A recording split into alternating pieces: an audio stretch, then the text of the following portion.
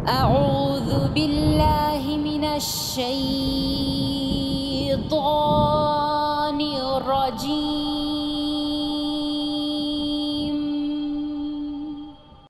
بسم الله الرحمن الرحيم.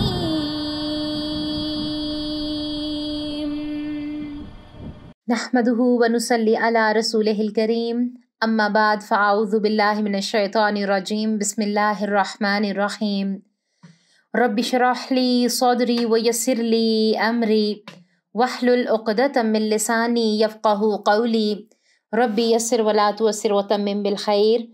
اللهم إني أسألك علما نافعا ورزقا طيبا وعملا متقبلا. يا مقلب القلوب ثبت قلبي على دينك. آمین اللہم آمین. السلام علیکم ورحمۃ اللہ وبرکاتہ. امید اور دعا ہے کہ آپ سب صحت اور ایمان کی بہترین حالتوں میں ہوں گے انشاءاللہ. اللہ سبحانہ و تعالی ہم سب کا یہاں پر آنا، یہاں پر بیٹھنا ہم سے قبول فرمائے اور ہمیں بہترین طریقے سے علم کو لینے والا اور اس پر عمل کرنے والا اور عمل کے ساتھ دوسروں تک پہنچانے والوں میں سے کریں. اور اس کام کو ہمارے لیے، ہمارے اساتذہ اکرام کے لیے اور ہمارے والدین کے لیے اور سب سے بڑھ کر میری اور آپ کی آخرت کے لیے بہترین صدقہ جاریہ بنا دیں. آمین. الحمدللہ رمضان المبارک کا مہینہ آیا چلا گیا، اب عید بھی آئی چلی گئی اور اللہ تعالیٰ نے ہمیں شوال کے مہینے میں داخل کیا الحمدللہ. اب بہت سے سسٹرز ایسے ہیں جن کے کچھ سوالات بھی موصول ہوئے، جو کہ بڑے ایک کہتے ہیں نا کہ بڑے پیار سے محبت سے ایک سوال بھی کیا کہ اب تو رمضان تو چلا گیا ہے، اب کون سی عبادت کریں، اب کیا کریں. تو دیکھیں کہ رمضان المبارک تو ہمارا ٹریننگ کا مہینہ ہے، تقوی والا مہینہ ہے، اللہ سبحانہ و تعالیٰ کا بہت پیارا مہینہ ہے.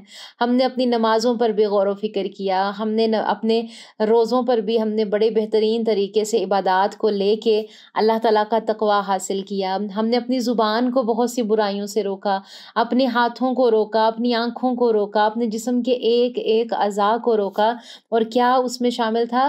اللہ کا تقوی، اللہ کی رضا. کے نہیں، ہم نے اللہ کی رضا کو پانا ہے، ہم نے ہر اس کام سے بچنا ہے جس سے اللہ تعالیٰ ہم سے ناراض ہو جاتی ہیں. تو اب دیکھیں رمضان المبارک کا مہینہ آیا تھا، ہم قرآن سے جڑے بھی تھے. رمضان المبارک ہمیں کیا میسج دے کے گیا کہ اس قرآن کو ایک مہینے کے لیے نہیں تھامنا، بلکہ آنے والے باقی بھی 11 مہینوں کے ساتھ اس کے ساتھ رشتہ مضبوط رکھنا ہے. جس طرح تمہارے روزے سے خوش ہو کے، تمہاری بھوک پیاس سے خوش ہو کے، تمہاری بدعات سے خوش ہو کے تمہاری ٹیبلیں اتنی سجیں، کھانے کی جیسی نعمتیں ملیں، کتنے سارے رشتوں میں معاملات میں بہتری آئی، کتنی ساری مشکلوں میں آسانی آئی. تو کیا ہوگا اگر تم مسلسل اسے تھامے رکھو گے تو آنے والی تمام تر جتنے بھی مہینے ہیں اس میں جتنی بھی مشکلات ہیں، پریشانیاں ہیں، اللہ سبحانہ و تعالیٰ انہیں ان سب کو دور فرما دیں گے. تو دیکھیں ایک چیز نوٹ کر لیں، نمازیں موجود ہیں، روزے ہم اب بھی رکھ سکتے ہیں، نفلی روزے. باقی دیکھیں صدقہ ہے ہم اب بھی کریں، روزانہ کریں، ٹھیک ہے. زکوٰۃ کے حوالے سے اب بھی سوچیں کہ نہیں، کہ اگر زکوٰۃ میں کمی رہ گئی ہے تو میں نے دینی ہے. ہمارے جسم کی بھی تو ہم پر دیکھیں ایک زکوٰۃ ہے نا، کہ ہم جب جو ہیں اشراق کے یعنی نوافل پڑھتے ہیں، باقی اور یعنی نوافل ادا کرتے ہیں. تو یہ سب کیا ہوتا ہے کہ صبح کی نماز کے بعد جب ہم یہ نوافل ادا کر رہے ہوتے ہیں، نیتیں کیا ہوتی ہیں کہ ہم نے جسم کے یہ جو ہمارے اعضاء ہیں اس کا بھی حق ادا کر رہے ہوتے ہیں، ہماری بیماریاں دور ہو جاتی ہیں اس سے. تو جتنی بھی یہ چیزیں ہم رمضان المبارک میں کر رہے تھے الحمدللہ اب بھی یہ موجود ہیں، کیونکہ ہماری ٹریننگ ہوئی ہے کہ ہم نے ہر اس چیز سے اب رکنا ہے جس میں ہم نے رمضان المبارک میں خود کو روکے رکھا تھا. اپنی زبان سے کسی کا ہم نے دل نہیں دکھانا، اپنے ہاتھوں سے کسی کو تکلیف نہیں دینی، اپنی آنکھوں سے کچھ ایسا نہیں دیکھنا جو غلط تھا، اپنے ہاتھوں کو کسی ایسے فعل میں شامل نہیں کرنا جو کہ گناہ جاریہ بنے. ہر اس چیز سے ہم نے خود کو روکنا ہے جو کہ ہمارے لیے روز قیامت شرمندگی کا باعث بنے گی. اور انشاءاللہ نیتوں کو خالص کرتے ہوئے آج کا لیسن کا آغاز بھی کریں گے اور ان تمام تر پوائنٹس پہ ہم کام بھی کریں گے. صرف سننا نہیں ہے ہم نے، بلکہ بندہ مومن کی کیا نشانی ہوتی ہے کہ وہ جیسے جیسے اللہ تعالیٰ کے احکامات کو سنتا ہے تو عمل میں لگ جاتا ہے، اپنی درستگی کرنے لگ جاتا ہے، جھک جاتا ہے اپنے اللہ کے آگے کہ اللہ جی مجھ میں ہاں یہ کمی ہے، اسے اب میں ٹھیک کر دوں گی، اب میں اپنی اصلاح کی کوشش کر رہی ہوں، آپ میری مدد فرمائیں اور میں اس تمام تر برائیوں سے انشاءاللہ ایک دن نجات پالوں گی اور آپ کے بہت قریب ہو جاؤں گی۔ کیونکہ اللہ سبحانہ و تعالیٰ تو ہمارے قریب ہیں، بس ہم ہی دنیا داری میں پڑ جاتے ہیں، ہم ہی رسمی دین کو فالو کر رہے ہوتے ہیں، ہم نے دنیا کو اور دنیا میں موجود ان رشتوں کو اس قدر اپنے اوپر سوار کر لیا ہے کہ ان کے بت بنا کر ہم نے گلوں میں ڈال لیے اور انہیں پوجنے لگ گئے اور ہمیں پتہ ہی نہیں کہ ہم کہاں پر غلطی کر رہے ہیں۔ تو اللہ سبحانہ و تعالیٰ ہمیں وہ دل عطا کر دیں، ہمیں وہ آنکھیں عطا کر دیں جو کہ اللہ کے تمام تر احکامات کو نہ صرف سنتی ہیں، نہ صرف مانتی ہیں، بلکہ اللہ کی رضا کو پانے کے لیے کوششوں میں لگ جاتی ہیں۔ تو چلیں پیاری پیاری سی باتوں کے ساتھ، پیاری پیاری سی نیتوں کے ساتھ ہم اپنے لیسن کا آغاز کریں گے۔ پھر سے الحمدللہ ہماری کلاس کا آغاز اب شروع ہے، ایکٹیو ہو جائیں، اپنے نوٹس لینا شروع کر دیں، غور و فکر کرنا شروع کر دیں، بہت ہی مختصر سا یہ سلسلہ ہوتا ہے۔ اور دوسری بات یہ کہ انشاءاللہ وہ تمام سسٹرز جو کہ آگے بھی اس میں باقاعدہ جو ہے سیکھنے کی کوششیں کریں یا نیتیں کریں، تو آپ اس سفر میں آہستہ آہستہ چلیں، آگے بہت سے ایسے راستے موجود ہیں کہ آپ باقاعدہ کسی بھی ایسی جگہ سے الحمدللہ بہت سے ایسے ادارے موجود ہیں جہاں پر آپ کیا سیکھ سکیں گے؟ صرف قرآن و سنت سے جڑنا۔ وہ ادارے کیا ہیں کہ آپ کو قرآن و سنت سے جوڑتے ہیں، آپ کو کسی فرقہ واریت سے نہیں جوڑتے، آپ کو معاشرے میں ہمارا مقام کیا ہے اس کی پہچان کرواتے ہیں۔ تو یہ ساری چیزیں آگے جا کے انشاءاللہ ہم لوگ جانیں گے بھی، سمجھیں گے بھی۔ ابھی ہم اپنے لیسن کا آغاز کرتے ہیں۔ اللہ سبحانہ و تعالیٰ ہمیں بہترین طریقے سے اسے جذب کرنے والا بنائیں اور اپنے دلوں کو کسی خالی برتن کی طرح لے کر بیٹھیں کہ اس میں قرآن کی وحی کا پانی ضرور جہاں پر جمع ہو اور پھر ہمارے جسم میں اثر کرے انشاءاللہ۔ تو چلیں اپنے لیسن کا آغاز کرتے ہیں۔ اعوذ باللہ من الشیطان الرجیم، بسم اللہ الرحمن الرحیم۔ وَإِذْ آتَيْنَا مُوسَى الْكِتَابَ وَالْفُرْقَانَ لَعَلَّكُمْ تَهْتَدُونَ، اور ہم نے حضرت موسیٰ علیہ السلام کو تمہاری ہدایت کے لیے کتاب اور معجزے عطا فرمائے۔ وَإِذْ، اور جب، آتَيْنَا، ہم نے دی، موسیٰ کو، الکتاب، کتاب، اور الفرقان، جدا جدا کرنے والے احکام، یعنی کہ کیا فرقان، اس پہ ہم آگے جا کے بات کریں گے۔ لعلکم، تاکہ تم، تہتدون، ہدایت پالو۔ یہاں پر غور و فکر کی دعوت ہے۔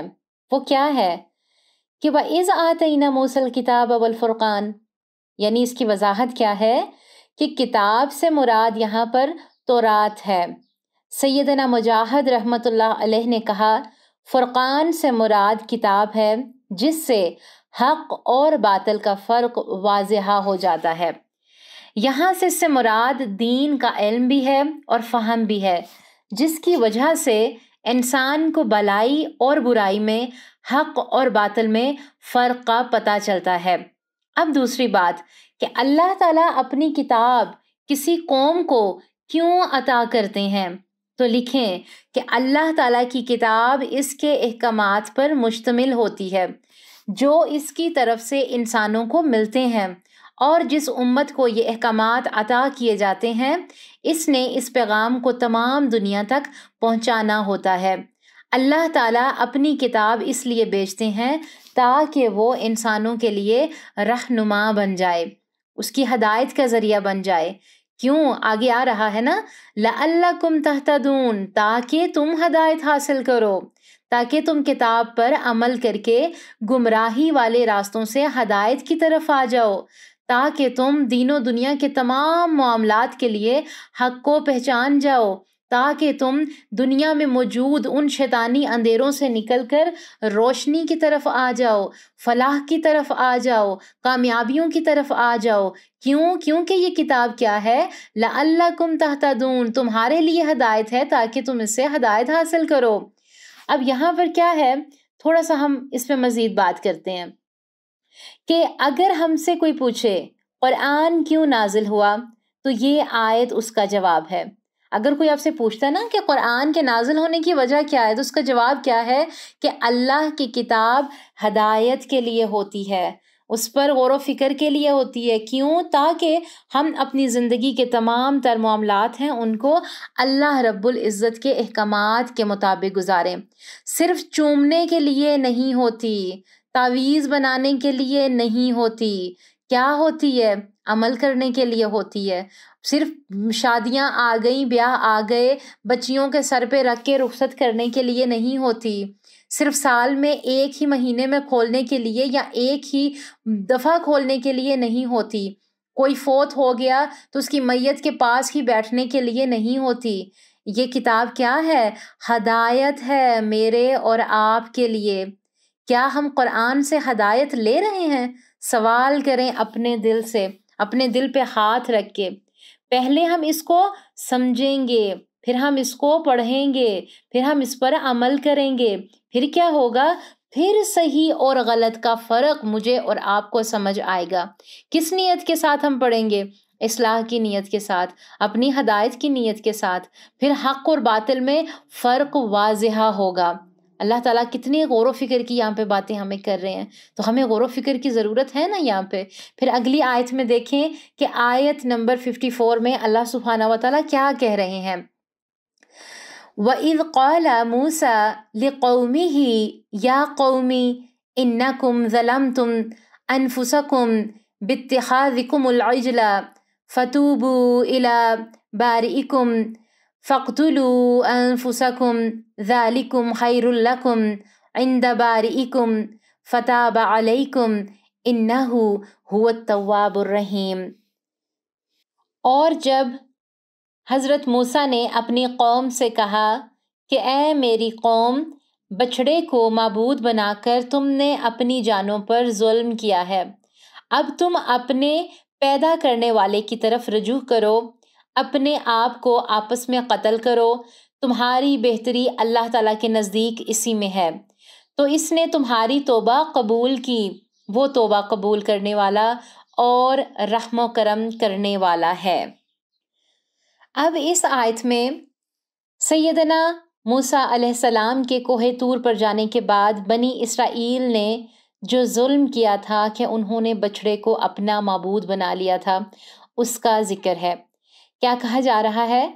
وَإِذْ قَالَ مُوسَى لِقَوْمِهِ يَا قَوْمِ، اور اس وقت کو یاد کرو جب موسیٰ نے اپنی قوم سے کہا، کیا کہا پھر آگے کہ فَتُوبُوا إِلَى بَارِئِكُمْ، کہ لہٰذا تم اپنے پیدا کرنے والے کی طرف توبہ کرو اور اپنے آپ کو قتل کرو۔ اس کی وضاحت دیکھتے ہیں کہ بنی اسرائیل کے ظلم کے بدلے اللہ تعالیٰ نے انہیں یہ حکم دیا کہ اپنی جانوں کو ہلاک کرو۔ قتادہ رحمۃ اللہ علیہ نے کہا کہ وہ صفوں میں کھڑے ہوئے، ان میں سے بعض نے بعض کو قتل کیا کہ حتیٰ کہ انہیں کہا گیا کہ رک جاؤ۔ ان میں سے مقتول کے لیے شہادت تھی اور زندہ کے لیے توبہ تھی۔ ابن کثیر اور فتح القدیر کی روایت کے مطابق 70,000 افراد قتل ہوئے۔ ذالکم خیر لکم، یہی تمہارے پیدا کرنے والے کے نزدیک تمہارے لیے بہتر ہے، یعنی کہ اللہ تعالیٰ کے نزدیک توبہ اور قتل معصیت پر اسرار سے بہتر ہے، یعنی تمہارا اپنے لوگوں کو قتل کرنا تمہارا پیدا کرنے والے کے نزدیک بچھڑے کی پوجا کرنے سے بہتر ہے۔ یہاں پر دیکھیں کہ شرک کی کتنی بڑی سزا یہاں پر بتائی گئی ہے، آگے جا کے اس پہ مزید انشاءاللہ بات کرتے ہیں۔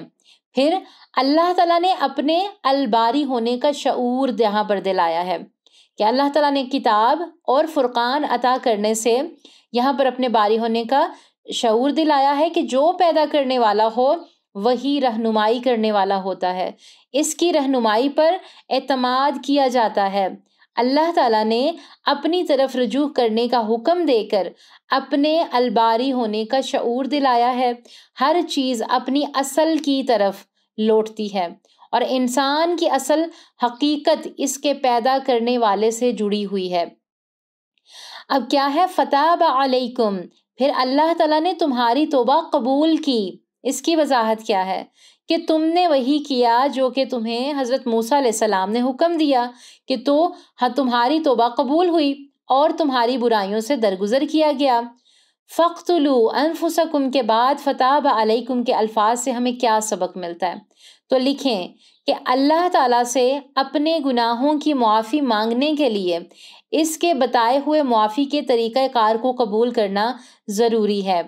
اللہ تعالیٰ نے بنی اسرائیل کو تب معاف کیا تھا جب انہوں نے شرک کرنے والوں کو اپنے ہاتھوں سے قتل کر دیا تھا۔ اس سے یہ سبق ملتا ہے کہ لوگوں کو برائی سے نہ روکنے کی معافی یوں ہی نہیں مل سکتی، اس کی سزا بعض اوقات دنیا میں بھی برداشت کرنی پڑتی ہے۔ جب تک برائی کے اثرات نہیں مٹائے جائیں گے معافی نہیں مل سکتی۔ اللہ تعالیٰ نے ایک دوسرے کو قتل کرنے کا حکم پر عمل پیرا ہونے سے تمہیں معاف کیا، شاید کہ تم شکر ادا کرو۔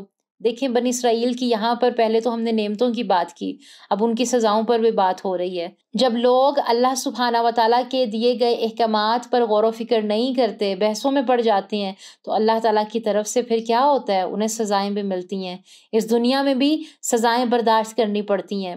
اللہ تعالیٰ نے ایک دوسرے کو قتل کرنے کے حکم پر عمل پیرا ہونے سے تمہیں معاف کیا، کیوں؟ کہ شاید تم شکر ادا کر لو۔ یہاں پر ایک اور چیز دیکھیں کہ اللہ تعالیٰ آگے کیا فرما رہے ہیں، اِنَّهُ هُوَ التَّوَّابُ الرَّحِيمُ، یقیناً وہی بے حد توبہ قبول کرنے والا، نہایت رحم کرنے والا ہے۔ بے شک وہی توبہ قبول کرنے والا ہے۔ اللہ تعالیٰ التواب ہے، بے شک وہ گنہگاروں کو توبہ کی توفیق دیتا ہے اور ان سے توبہ قبول کرتا ہے۔ اللہ تعالیٰ اس کے لیے الرحیم ہے، جو اس کی طرف لوٹتا ہے، اس سے رجوع کرتا ہے۔ جو توبہ کرے وہ اس کو معاف کرنے والا ہے، اور جو توبہ پر مر جائے وہ اس کے حق میں رحیم ہے۔ تفسیر ابن عباس میں یہ ذکر ملتا ہے۔ اللہ تعالیٰ سے دعا کریں گے کہ اللہ سبحانہ و تعالیٰ ان چلتی سانسوں کے ساتھ ہمیں سچی توبہ کی توفیق عطا فرمائے۔ یہود نے بچڑے کو معبود بنا کر کیا کیا؟ شرک کیا، اللہ کی نہ شکری کی، تو کیا ہو گئے؟ مرتد ہو گئے، دین سے نکل گئے۔ پھر انہیں سزا کیا ملی؟ کیا اللہ تعالیٰ نے ان سے کہا کہ اپنے آپ کو کیا کرو؟ اپنے آپ کو ہلاک کرو۔ مرتد کی سزا قتل ہے۔ اپنے رشتہ داروں کو اگر آپ شرک کرتے دیکھیں، برائی میں دیکھیں، تو آپ اپنے عمل سے ان کی اصلاح کی کوششوں میں لگ جائیں۔ یہاں پر دیکھیں کہ ان رشتہ داروں کو بھی کہا گیا کہ اچھا مارو انہیں، جو چپ کر کے انہیں دیکھتے رہتے تھے، اور پھر ان کو ہلاک ہوتے ہوئے انہوں نے دیکھا۔ اپنی ہی قوم کے لوگوں کو شرک کی سزا دو۔ اب یہاں پر دیکھیں ہمارے لیے عمل کی بات کیا ہے کہ جب بھی ہم کسی کو گناہ میں دیکھیں، یہاں پر ہمارے عمل کی بات، عمل کا نقطہ نوٹ کریں۔ اگر آج اپنی اولاد یا اپنے رشتہ داروں کو گناہ یا غلط کام سے نہیں روکیں گے تو ان کو ہم روز قیامت کے دن ذلیل و رسوا ہوتے ہوئے دیکھیں گے۔ تو بچائیے اپنے آپ کو بھی ان چیزوں سے اور اپنے پیاروں کو بھی ان چیزوں سے۔ کیوں؟ کیونکہ تمہارے حق میں یہ بہتر ہے۔ کیوں بہتر ہے؟ تاکہ آئندہ کے لیے سبق سیکھو۔ امت مسلمہ کے لیے بہت آسان کر دیا گیا کہ دیکھو سچی توبہ کر لو، دیکھو اللہ کی طرف پلٹ آؤ، اللہ معاف کرنے والا اور رحم کرنے والا ہے۔ یہاں اسلامی حدوں کا اشارہ بھی ملتا ہے کہ اللہ جب کتاب دیتا ہے اور ان کو فرقان ملتا ہے، لیکن جب صحیح اور غلط کا فرق مٹ جائے تو وہ اقوام بیکار کے مسئلوں میں پڑ جاتی ہے۔ آج غور و فکر کریں اپنے آس پاس کہ آج ہم اپنی طرف دیکھ لیں۔ یہود بچھڑے کے سامنے بیٹھ گئی تھی، یہود نے بچھڑے کے سامنے بیٹھ کر اسے پوجنا شروع کر دیا۔ ہم نے بھی کتنے سارے بچڑے بنا کے گلے میں ڈال دیے، ہم بھی دنیا کے کھیل تماشوں میں پڑ گئے، ہم خواہشوں اور نفس کے غلام بن گئے۔ ہم ایسے نہیں لگ رہا کہ جیسے یہود کی جو 40 سالہ زندگی ہم پڑھ رہے ہیں، اس کے زندگی کے البم جو ہیں، اس کے پیجز جو ہیں وہ اللہ سبحانہ و تعالیٰ پلٹ کر ہمیں دکھا رہے ہیں کہ یہ دیکھو امت مسلمہ، اپنا اپنا نام لے کے غور و فکر کریں کہ یہ دیکھو کہ یہ قوم نے کیا کیا، تم نے ایسے نہیں کرنا۔ کیونکہ یہ آیتیں ہم پڑھ رہے ہیں اپنی اصلاح کے لیے پڑھ رہے ہیں نا، غور و فکر کے لیے پڑھ رہے ہیں، تزکیہ کے لیے پڑھ رہے ہیں، تو ایسے لگ رہا ہے کہ جیسے یہ ہماری ہی قوم کی باتیں ہو رہی ہوں۔ ہم نے بھی کیا کیا؟ ہمارے موبائل کس کام آتے ہیں؟ غور و فکر کریں۔ ہمارے گھر میں لگی ہوئی LCD TV کس کام آتی ہیں؟ غور و فکر کریں ہم ان پہ کیا دیکھتے ہیں.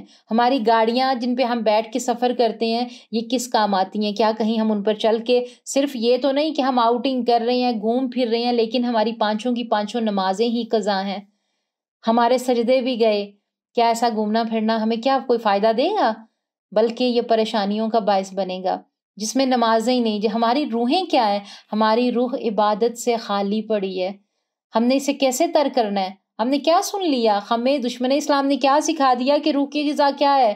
روح کی غذا میوزک ہے؟ قطعاً نہیں. اللہ کی قسم یہ بہت بڑا ایسا غلیظ جملہ ہے جو کہ ہمارے کانوں میں بسا دیا گیا، اور ہم کہتے ہیں کہ نہیں جی گانوں کو سننے سے روح کو سکون ملتا ہے. گانوں کو سننے سے روح بیزار ہوتی ہے. کبھی ایسا نہیں ہوتا. روح کہاں سے آئی ہے؟ ہماری روح آسمان سے آئی ہے. وہ آسمانی چیزوں سے تر ہوتی ہے، وہ وحی کے پانی سے تر ہوتی ہے، وہ قرآن کو پڑھنے سے تر ہوتی ہے. اسے سکون کب ملتا ہے؟ جب ہم اسے اللہ سبحانہ و تعالیٰ کے ساتھ جوڑتے ہیں. ہماری روحیں اندر سے بے چین ہیں. کیوں زندگیوں میں سکون نہیں ہے؟ کیونکہ ہم نے اپنی روحوں کو شر کے ساتھ جوڑ دیا، شیطانی کاموں کے ساتھ جوڑ دیا. تھوڑی سی محنت کی ضرورت ہوتی ہے، تھوڑے سا ٹائم لگانے کی ضرورت ہوتی ہے. آپ لگائیں اپنے آپ پر ٹائم. اللہ کی قسم یہی روح ہوگی، یہی جسم ہوگا، یہی ہمارا نفس ہوگا کہ جو کہ ہم بستر پر سکون سے لیٹیں گے نا تو ہمیں کیا ہوگا کہ اچھا میں نے اب یہ نماز ادا کی ہے، اچھا میں نے کسی اپنے پیارے کا دل نہیں دکھایا ہے، اچھا میرے یہ پیارے غلطی پر ہے میں نے ان کی اصلاح کرنی ہے، اچھا میں خود یہاں سے غلط ہوں میں نے اپنی اصلاح کرنی ہے. اچھا چلیں کوئی بات نہیں ہے، ابھی گھر کے حالات کچھ اچھے نہیں ہیں، رزق کی کمی ہے، بہت جلد سب ٹھیک ہونے والا ہے. ایک بندہ مومن اندر ہی اندر اپنے اللہ سے باتیں کر رہا ہوتا ہے، اپنے معاملات اللہ سے شیئر کر رہا ہوتا ہے. اس کی لو لگ جاتی ہے اللہ تعالیٰ کے ساتھ. اور پھر جس کی لو اللہ سبحانہ و تعالیٰ کے ساتھ لگ جائے، جس کا دل اللہ تعالیٰ کے ساتھ لگ جائے، تو ایسا کیسے ہو سکتا ہے کہ اللہ سبحانہ و تعالیٰ اسے بے آسرا چھوڑ دیں؟ کیا ہے ہم بے آسرا کیوں ہو جاتے ہیں؟ ہماری نظریں دنیا پر لگی ہوئی ہیں، دنیا والوں کے رشتوں پر لگی ہوئی ہیں، ان رشتوں پر لگی ہوئی ہیں. ہم ان رشتوں کے پیچھے ہم نے خود کو کھپا دیا ہے جنہیں نہ دین کی فکر ہے نہ دنیا کی فکر ہے. اور اگر فکر وہ کر رہے ہیں تو پیسہ بنانے کی فکر کر رہے ہیں، خود کو مشین بنانے کی فکر کر رہے ہیں. تو دیکھیں اللہ تعالیٰ نے جو احکامات دیے ہیں ان کے مطابق رہ کے اگر زندگی بسر کریں گے نا تو زندگی میں بہت سی آسانیاں آتی جائیں گی. اللہ تعالیٰ سے دعا ہے کہ اللہ سبحانہ و تعالیٰ ہمیں ان واقعات سے جو کہ سچے واقعات ہیں غور و فکر کرنے والا بنائے اور ہمیں ان پر عمل کرنے والا بنائے. اور انشاءاللہ اب سے انشاءاللہ ہمارا ایک پیارا سا ایک اور سلسلہ جو کہ سچی کہانیوں پر جو ہے مبنی ہوگا، اور ان کو جتنی بھی سچی کہانیاں ہوں گی وہ صرف انہیں ہم جو ہے سچی کہانیوں کی طرح ہی پڑھیں گے، لیکن ان کی ڈیٹیل کیا ہے وہ جیسے جیسے ہم قرآن کی یہ تفسیر کورس مختصر کر رہے ہیں نا، یہ بہت ہی لائٹ اور بہت ہی مختصر کورس ہے، ٹھیک ہے. تو اسے اب ہم کریں گے نا تو کیا ہوگا سچی کہانیوں سے ایک تو ہمیں یہ فائدہ ہوگا کہ ہمارے جو بچے ہیں اسپیشلی جو ٹین ایجر بچیاں ہیں ان کے لیے بہت خیر کا باعث بنے گا یہ سلسلہ کہ انہیں پتہ چلے گا کہ ہمارے دین اسلام کی سیاست ہسٹری کیا ہے. دوسرا جب ہم سوتے ہیں تو کوشش کیا کریں اپنے پیارے پیارے بچوں کو تھوڑا سا ٹائم دیں، اور جیسے ہماری نانی دادیاں ہمیں کچھ کہانیاں سنایا کرتی تھی نا تو ہم بھی کیا کریں کہ اپنے بچوں کو سچے واقعات سنائیں، مسلم ہیروز کی سٹوریز سنائیں. آہستہ آہستہ ابھی ہم نے سفر شروع کیا ہے قرآن کی سچی سٹوریز کو لے کے، آہستہ آہستہ آگے جائیں گے تو پھر ہم مسلم ہیروز کو بھی پڑھیں گے، اس میں ہم صحابہ کی سچی کہانیوں کو پڑھیں گے، پھر صحابیات کی انشاءاللہ سچی کہانیوں کو پڑھیں گے. اسی طرح آہستہ آہستہ آہستہ ہم اپنی ہسٹری کو سمجھنے کی کوشش کریں گے کہ ہماری اصل میں روٹ کیا ہے، جڑیں کیا ہیں. انشاءاللہ انہی کے مطابق ہم نے اپنی زندگی کو بسر کرنا ہے اور اپنی اصلاح کی کوشش کرنی ہے. اللہ سبحانہ و تعالیٰ ہماری تمام تر کوششیں محنتیں ہم سے قبول فرمائے. اچھے سے محنت کیجئے، ٹائم لگائیے، وقت لگائیے. اور پھر چھوٹا سا میسج پیارے سسٹر جی، اتنے صبر سے آپ یہاں پر بیٹھتے ہیں، شیئر بھی کرتے ہیں، اتنی ساری سسٹرز کو دعوت بھی دیتے ہیں. یقین کریں اللہ تعالیٰ ہی نے یہ جزا دینی ہے آپ کو. میں نے کیا کرنا ہے، میرے لیے تو اب سب کے لیے دعائیں ہوتی ہیں، اور مجھے بھی اپنی دعاؤں میں ضرور یاد رکھا کریں کہ اللہ تعالیٰ مجھے بھی ثابت قدمی عطا فرمائے سفر میں، اور ہم سب کو بہترین طریقے سے وہ علم لینے والا بنائے جو کہ حق ہے، جو کہ سچ ہے. انشاءاللہ کوششیں محنتیں جاری رکھیں. اللہ سبحانہ و تعالیٰ ہم سب کا حامی و ناصر ہو، ہم سب سے راضی ہو. ربنا تقبل منا انک انت السمیع العلیم وتب علینا انک انت التواب الرحیم. آمین اللہم آمین. السلام علیکم ورحمۃ اللہ وبرکاتہ. ربنا تقبل منا إنك أنت السميع العليم.